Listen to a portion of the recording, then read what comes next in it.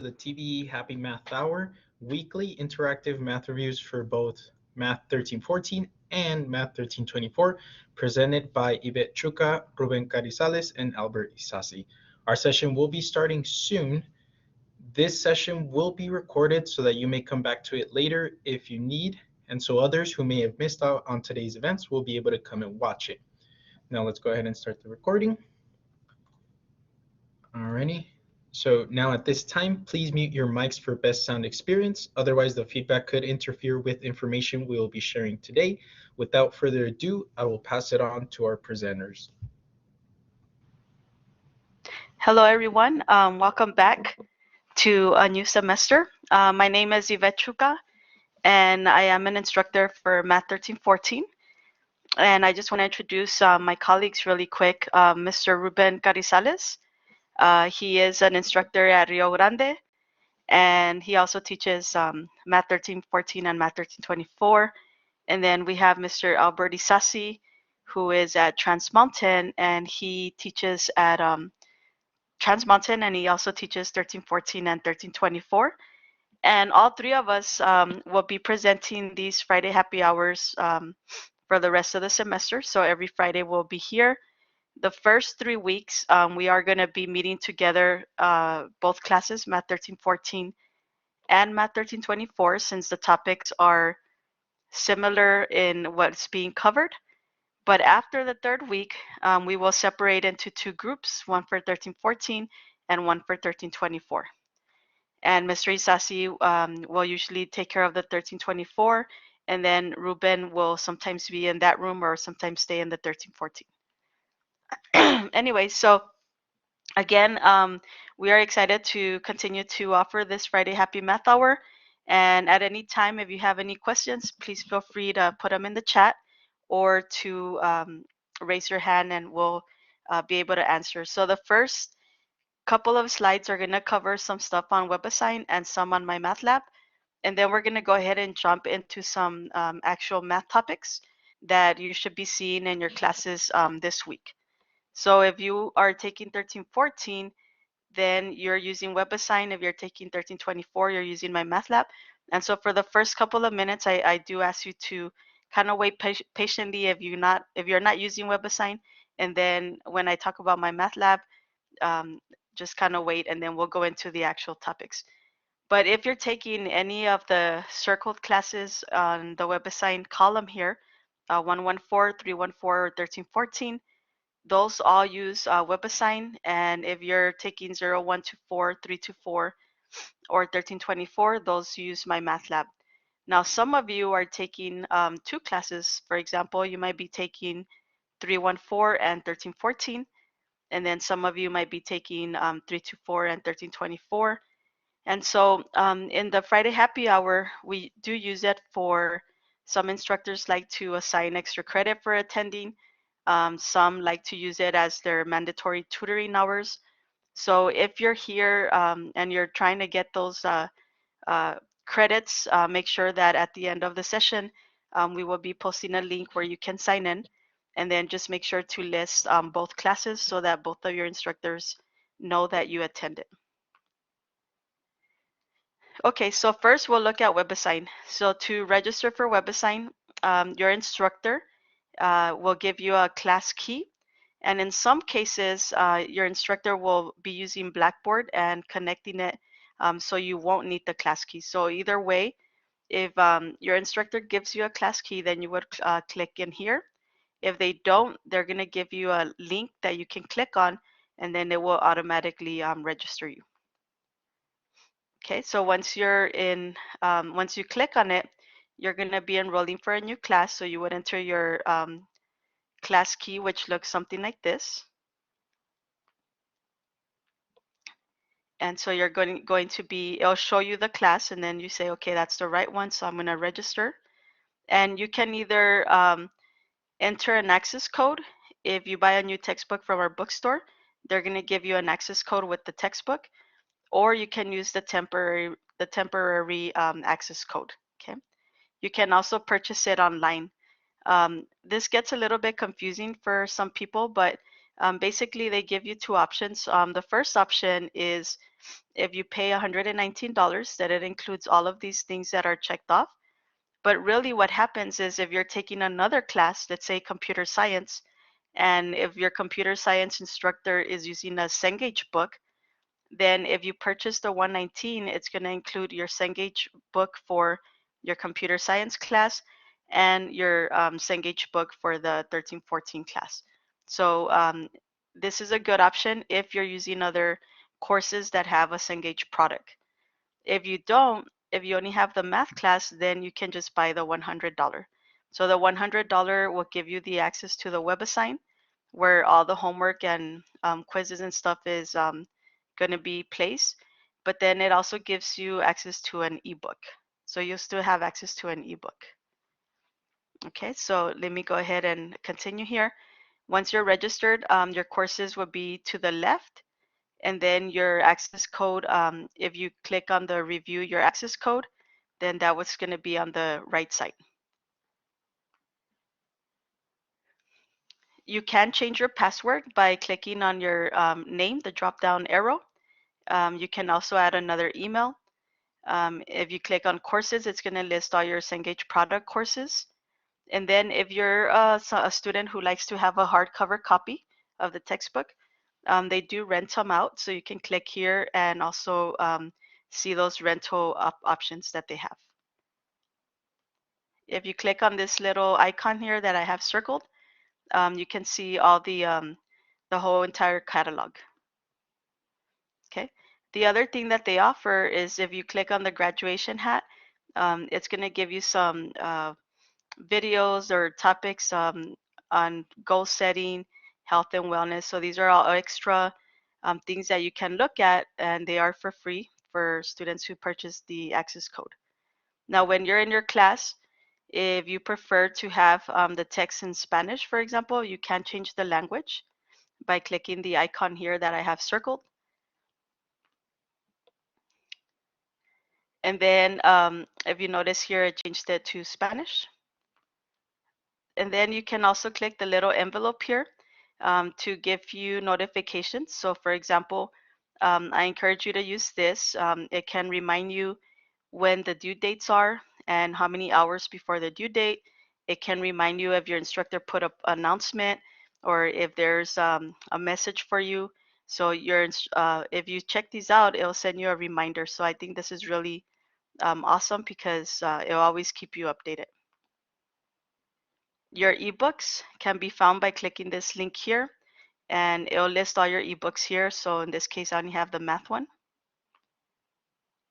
And then for communication, you can send your instructor a private message, or you can also look at other responses from the Ask Your Instructor responses. Then you have the grades. So this is your grade here. And your assignments, if you click on this, it's going to list all your assignments. And then on the right side of the page, when you log in, there's something called My Class Insights. And this here just is an opportunity for you to just do extra practice problems that you might be struggling with. And so they give you that chance to do extra practice problems there. And at the very bottom to the left side, you'll see a little tab that says resources. And so if your instructor made these available, if you click on it, it's going to list resources for you. And of course, this is only if your instructor made them available. Okay, the study plan is also another opportunity for you to practice. So that's just for practice. And then when you have your assignments, you're going to see these different icons. And so let me just explain what these icons mean. The little first one here with the arrow, that means that your assignment has a password. And so your instructor will need to give you that. The second one means that you have, this is a time assignment. So in this case, you have 50 minutes to do this quiz. And then on the left side, that is a lockdown browser. So this lockdown browser, if you have a Chrome computer, it's not gonna, a Chromebook, it's not gonna allow you to use it. So you wanna make sure that you plan for that. And also, I encourage you to try to download it as soon as possible before any of the due dates come up. Okay, so within the actual assignment, you have some tools. You have a read it and a watch it. And so depending on the problem, it's going to give you different resources. You have this button that's called Ask Your Instructor. This is really nice because when you click on it, it actually sends the picture of the problem that you're working on to your instructor. And then you can say, I'm having trouble with this problem. Can you help me? Or I think the answer that I put is correct. But either way, it's going to show us which problem you're working on. Okay, so that was just a little small overview of Webassign. Now, for those of you that are in 1324 or 0124, to register, you would click on Student. So to go to My Math Lab, you go to www.mymathlab.com. Then you click on Student. And you need 3 things in order to register.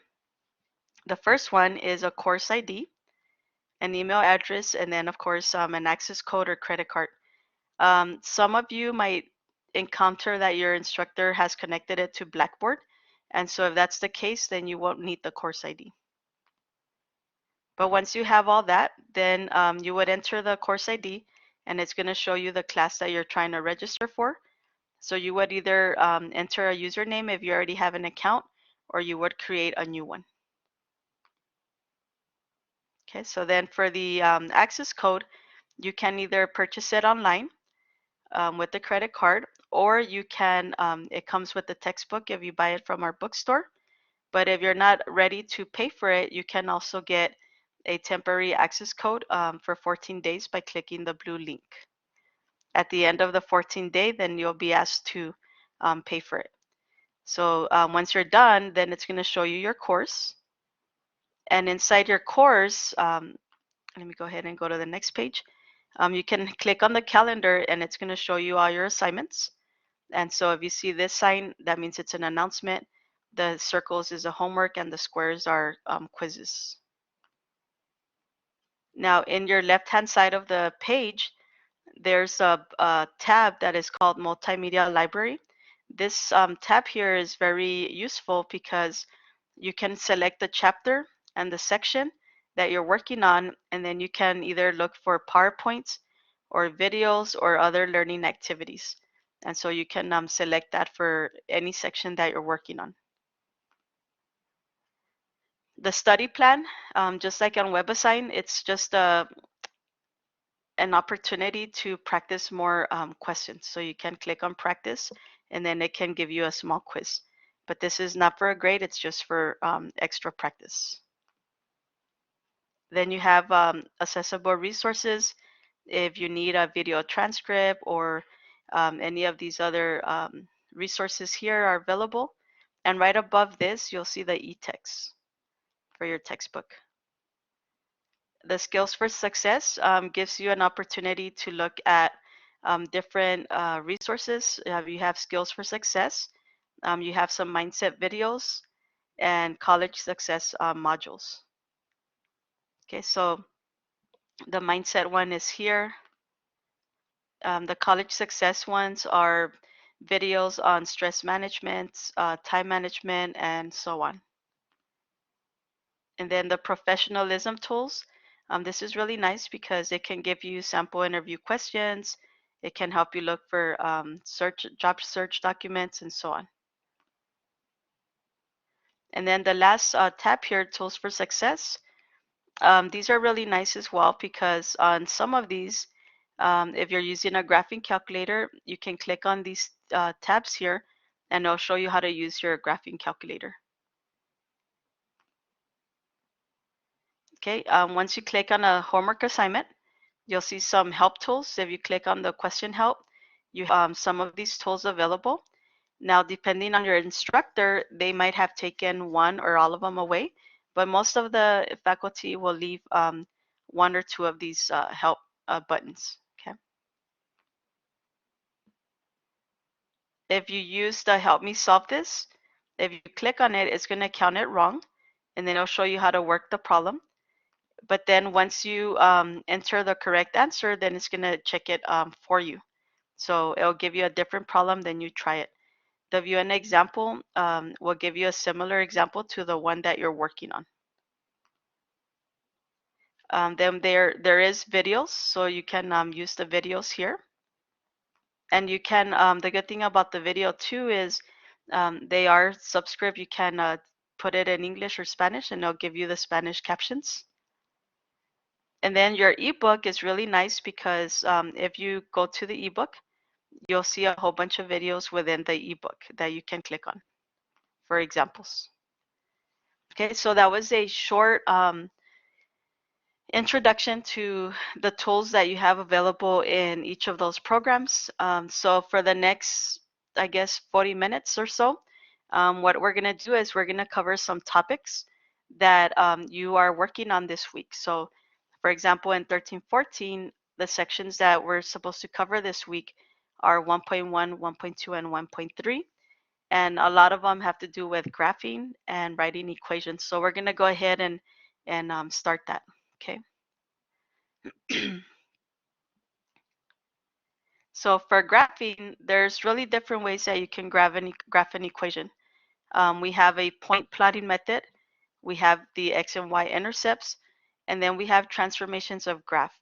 So for today, we're going to talk about the first two that are in green, and then next week or the following week, you're going to see more information on transformations.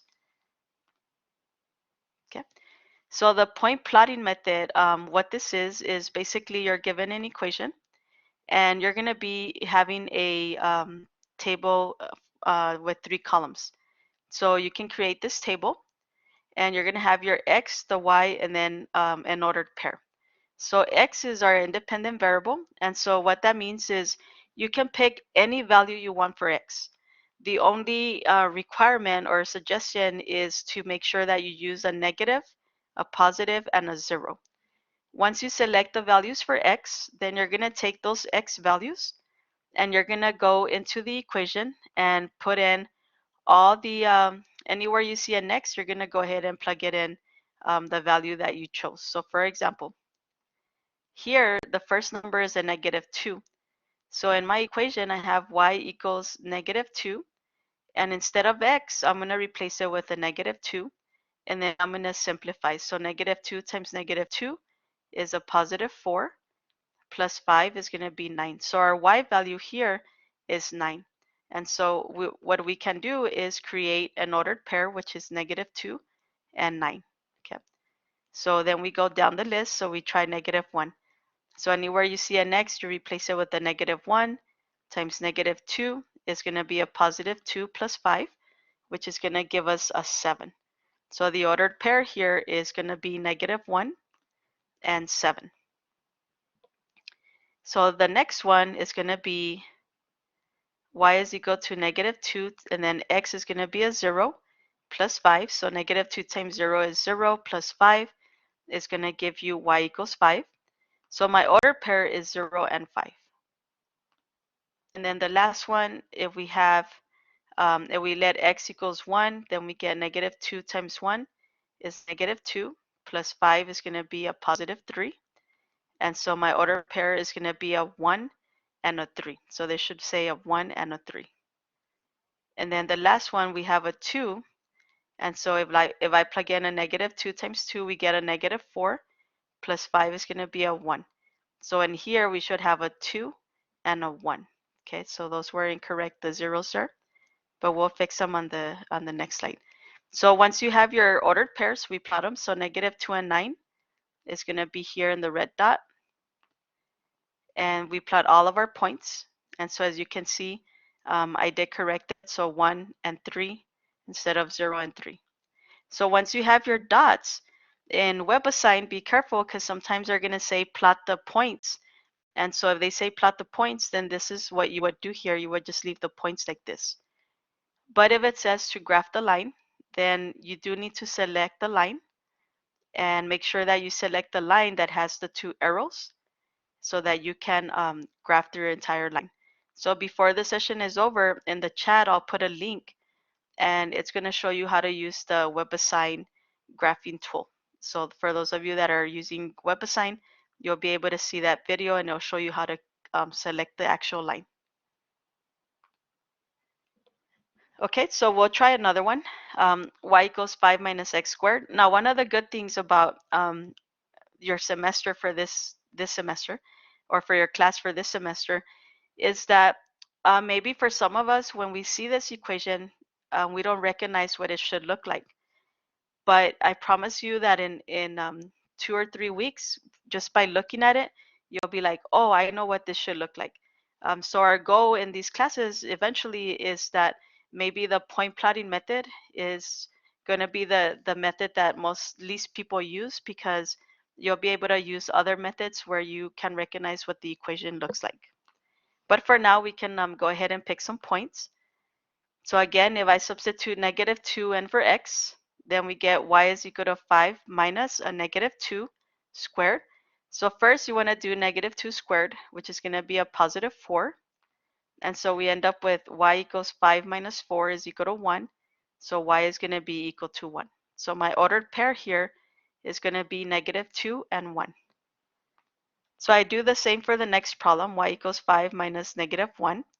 So -1 squared is a +1.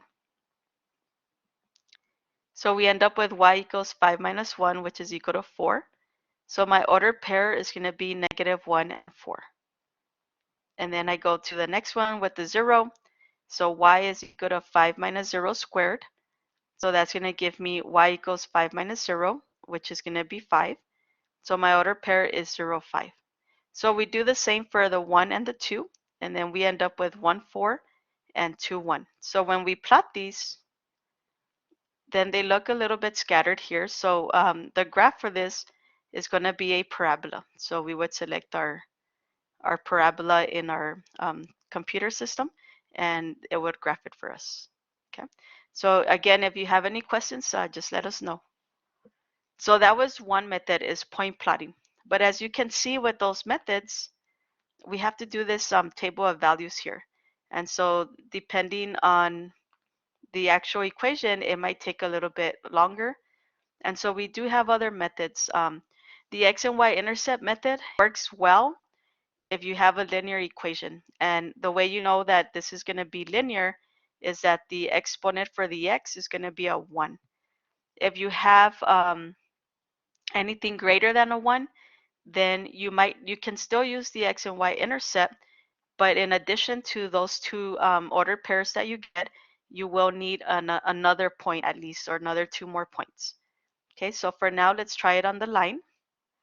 So what are these X and Y-intercepts? The Y-intercept is the place or the location where your graph is going to cross the Y-axis. And the Y-axis here is going to be, let me just, this is your Y-axis here. Okay, and then your X-axis is this horizontal line. So your Y-intercept is where the graph crosses the Y-axis, in this case where the red dot is. And so our point here is 0, 3. And so for your Y-intercept, the thing that we're always going to know is that your X is always going to be 0. And then for your X-intercept, the Y is always going to be 0. Okay. So how do we find it algebraically? So whenever we're asked to find the X-intercept, one thing we know for sure is that the Y is always equal to 0. And then we're going to solve for X. And if we ask to find the Y-intercept, then we know that the X is going to be equal to 0, and we're going to solve for Y. And so let's go ahead and try it here. So for the X-intercept, we're going to let our Y equal 0. So I substitute 0 for Y. And then I'm going to go ahead and solve for X. So I'm going to subtract 5 on both sides. And so I get -5 is equal to -2x. And then I'm going to divide by -2. So if I divide by -2 on both sides, then I get a -5 divided by -2. And so that's going to become a +5/2. So this is going to be my X-intercept. And then we go ahead and go to the Y-intercept. And your Y-intercept, you're going to let x equal 0. So my x is 0 here. -2 times 0 is 0, plus 5 is 5. Okay, so now that you have both points, then we just go ahead and graph it. So here's one point and here's the other point. And so we draw the line. Okay. So once in the computer, it will let you do a decimal, but if you click on the point, it might let you enter the actual fraction. Okay, so another topic that you'll see quite a bit for this first week and next week is to write equations of a line. So for a linear equation, there's three ways that you can see the line. The first one is the general form, which is ax plus by equals c. And then the second one is the point slope form, which is y minus y1 equals m parentheses x minus x1. And then we have the y-intercept form, which is y equals mx plus b. So a lot of times we work with y equals mx plus b the most. And in this form, the number in front of x, in this case m, is going to represent your slope. And then b is going to represent your y-intercept, which is an ordered pair of 0 and b. Now, the important thing here is if you know the slope and you know the y-intercept, you can always write the equation no matter what. So for example, if you write the equation of a line with slope 4 and y-intercept 5, the keywords here is that it's asking to write the equation of a line. So when you see that, you automatically want to think of y equals mx plus b. And so again, if we know the slope, in this case, we know that it's 4, that's going to represent m. And the y-intercept is 5, that's going to be our b. So in our slope-intercept form, we can just replace m and b. So my answer would be y equals 4x plus 5. And so again, if you know the slope and you know the y-intercept, we can just substitute it to get our equation. But not all questions are going to be as simple as that, right? And so here's a different example. Write the equation of a line with slope -2 and passes through the point 0, -4. So the two things that we should know are going to be what is one thing that we should always be able to have in order to write the equation. So one thing is going to be the slope, and then the other thing is going to be which one? The y-intercept. Okay. So do we know the slope and do we know the intercept? So those are two questions you want to ask yourself. And in this example, they do tell me that the slope is -2 and the y-intercept is 0, -4. How do I know that this is the y-intercept? Remember that the y-intercept, the first value, which is your x, is always going to be 0. If x is 0, then this is automatically your y-intercept. And so here's my my equation. And so if I substitute my slope is -2 and the b represents the y-intercept, in this case, b is going to be -4. So this would be our equation.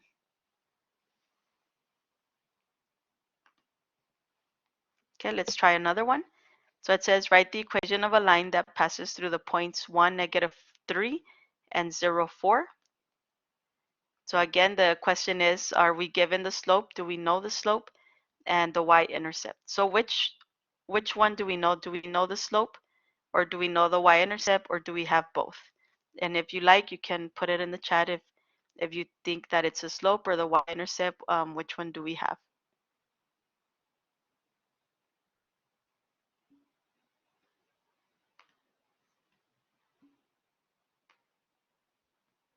Okay, so the y-intercept is given.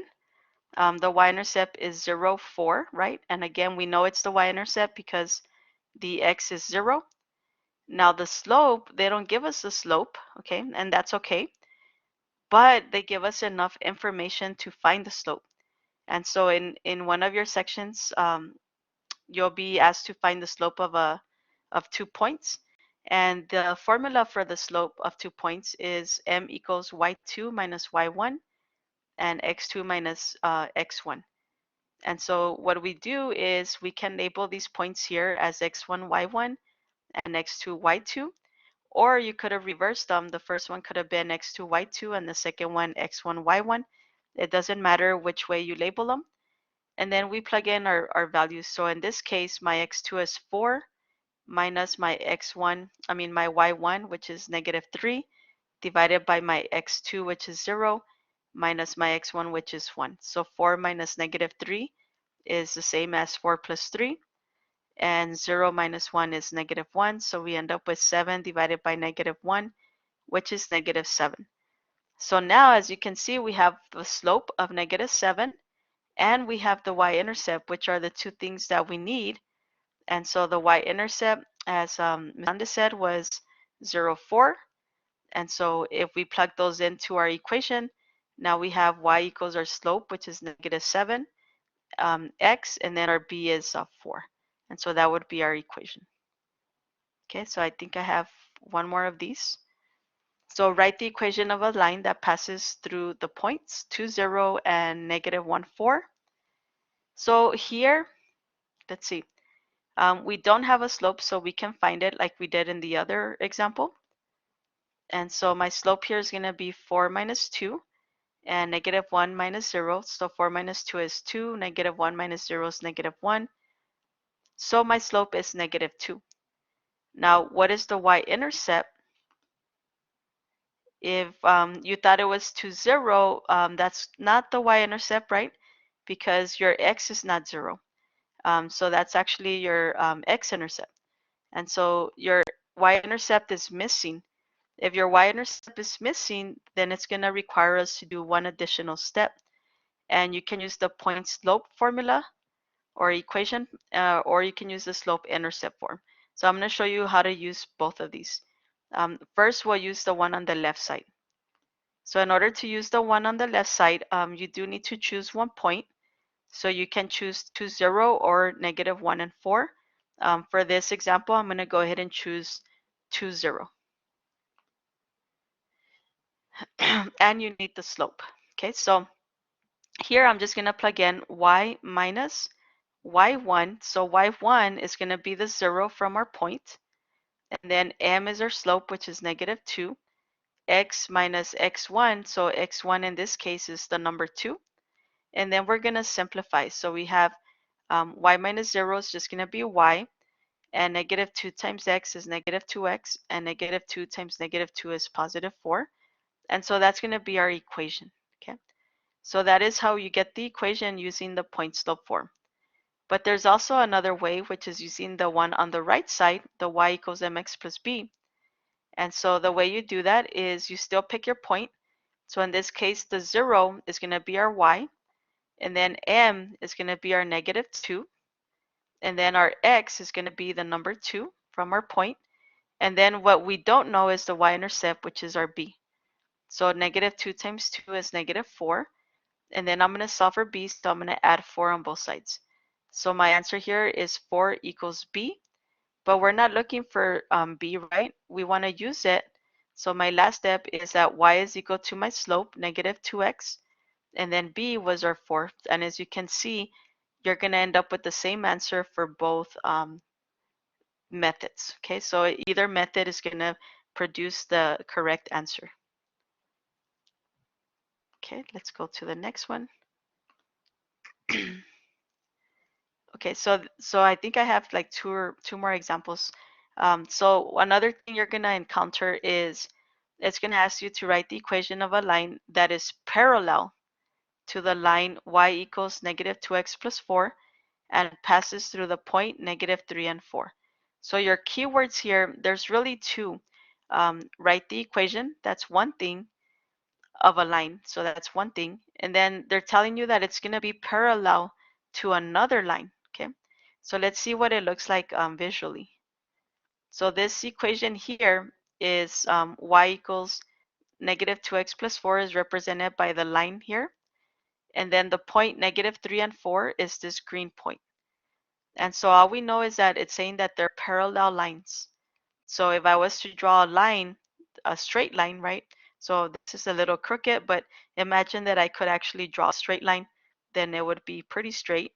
And so what happens is whenever you have parallel lines like this, one of the things that we know for sure is that the slope is going to be the exact same thing for both lines, okay? So parallel lines always have the same slope. So since they have the same slope, then for this red line that I'm trying to find the equation for, I know that my slope is going to be -2. So now I have my slope of -2, and I have 1 point, -3 and 4. So I can use that information. Okay, so I'm going to use my -2 and the point -3, 4. And then we can use the point slope form, or we can use the Y-intercept form. So let me see which one I use here. For the point slope form, we would have y minus y1. In this case, y1, if you look at our point, is going to be 4. Our slope is going to be -2, and our x1 is -3. So we can simplify, and we end up with y minus 4 is equal to -2x. Negative negative is a positive, so we get x plus 3. And then we're going to go ahead and distribute the -2. So -2 times x is -2x, and -2 times 3 is -6. I'm going to add 4 on both sides, and I get y equals -2x minus 6 plus 4. And if we simplify, then we end up with y equals -2x, -6 plus 4 is -2. Okay, so that's going to be our equation that we're looking for. And so if we were to draw the line, I guess I just had an extra slide, but so that was our parallel line. Well, sometimes they ask you for perpendicular line as well. Okay, so here it says parallel, but we are going to be looking for a perpendicular line. And a perpendicular line, what happens is it intersects the other line. So if you notice here, the red line is intersecting the black line. But the thing about the intersection is that they intersect and form a right angle. If it intersects and it doesn't form a right angle, then they're not going to be perpendicular lines. Okay. So for perpendicular lines, they're going to have negative reciprocals of each other. And so what that means is, in this case, my slope was a -2. And so the reciprocal of -2 is going to be a half. Okay, so let me give you another example here. So let's say that m was a 3. Then the reciprocal of the 3 is going to be 1/3. But in order for them to be perpendicular, it says that it's a negative reciprocal. So we do have to change our sign. And so if you start with a +3, the negative reciprocal will be a -1/3. So let me give you another example. So let's say we have m is equal to a -1/6. Then if we're looking for a line that's perpendicular, we would have a negative, and then the reciprocal of a -1/6 is -6. And so negative negative would make it a +6. So if you start with a negative number here, then you should end up with a positive result. Okay. And so we're going to go ahead and try this example. So again, for this one, the problem is asking to go ahead and write the perpendicular. So not parallel, but perpendicular. The symbol for perpendicular looks like this. So I'm just going to write it instead of doing the whole word. So in order to do that, we decided that the slope is going to be a half. Since our slope here was -2, let me get the pen. So notice here we had a -2. So we flip that number and we change the sign. So we end up with m equals a half. Okay, and then you're going to have your point, -3 and 4. And so we're going to have, we can use either one. And so if I plug in that information, I have y minus 4, because that's our y1. Our slope is a half, x minus x1, which is -3. Simplify. So negative negative is a +3. And then we're going to substitute the half into the parentheses. So half times x is going to be a half x. And 1/2 times 3 is 3/2.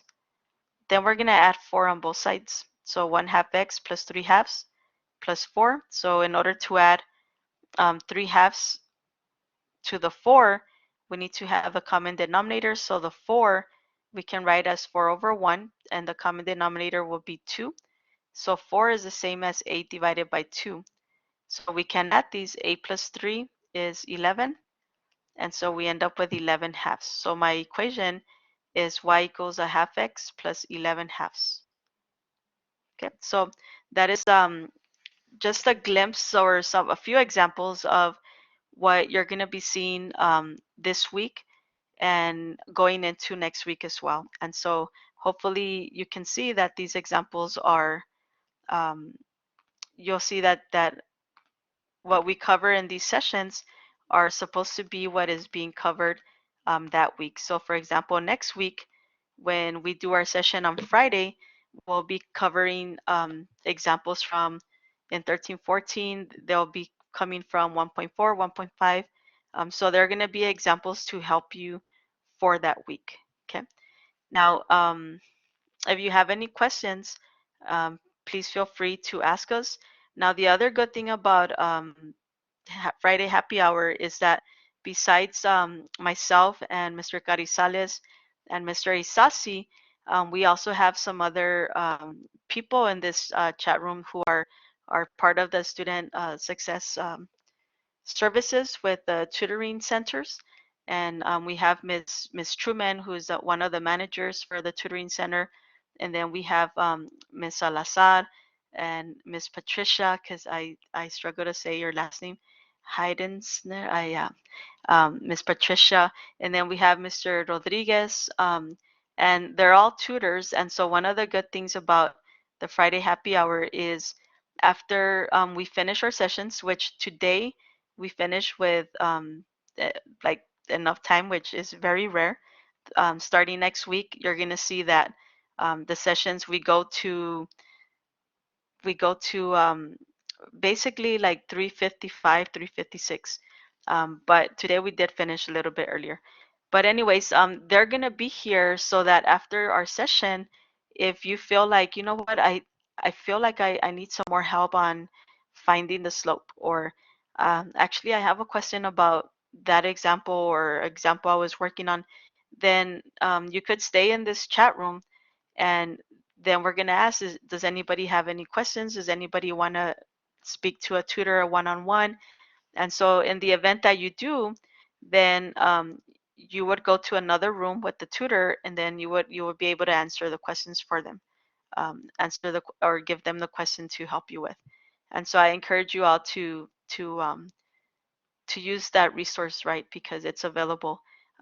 Mr. Carizales, myself, and Mr. Isasi, we also stick around until there's nobody else here. But I hope that this was helpful, and I hope that we see you next Friday. And in order to keep track of your hours, there is, I don't know if it's already been put in the chat or not. I think they just put it. So you're going to click on the link that says sign in for today. And it's going to ask you some questions. It's going to ask you for your name, your CRN, and your instructor's name. And without your instructor's name and CRN, then we cannot report your attendance. So it is important that you provide your CRN and your instructor's name. That way we can report back to them that you were here. If you are taking multiple classes and you have, for example, if you have me as your instructor, but you also have Dr. Hussein as your instructor, then you want to put Dr. Hussein and you want to put Ms. Chuka, and then put their classes names there. That way they get reported to both instructors. And so again, if you have any questions, just let us know. Otherwise, we're going to just hang out here and see if you have any questions. Alrighty. Thank you so much to Ms. Chuka, Mr. Carizales, and Mr. Isasi for presenting today. I do want to thank the audience for coming and being a wonderful audience. We hope that you have a wonderful spring semester, and know that there are some tutors here that can assist you, and there's also online tutoring that is also open to help you with any questions that you may have throughout the semester. Currently being shared is next week's Tejano or Happy Math Hour event.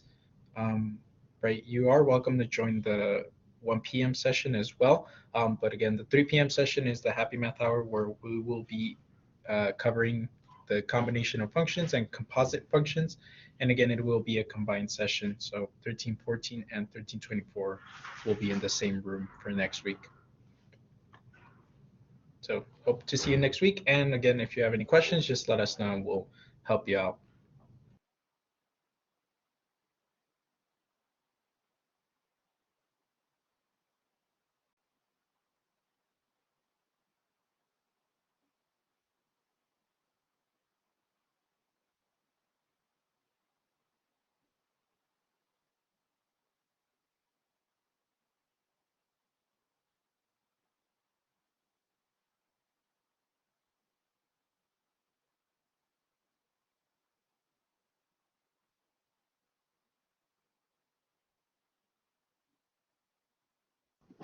We did Excuse have me. a question. Oops, sorry. You have a question, Sarah? Yes, ma'am. On the sign-in, it says a happy hour code. Are you gonna give us the code for today, ma'am? Oh, yes, ma'am. Yes, sir. Sorry.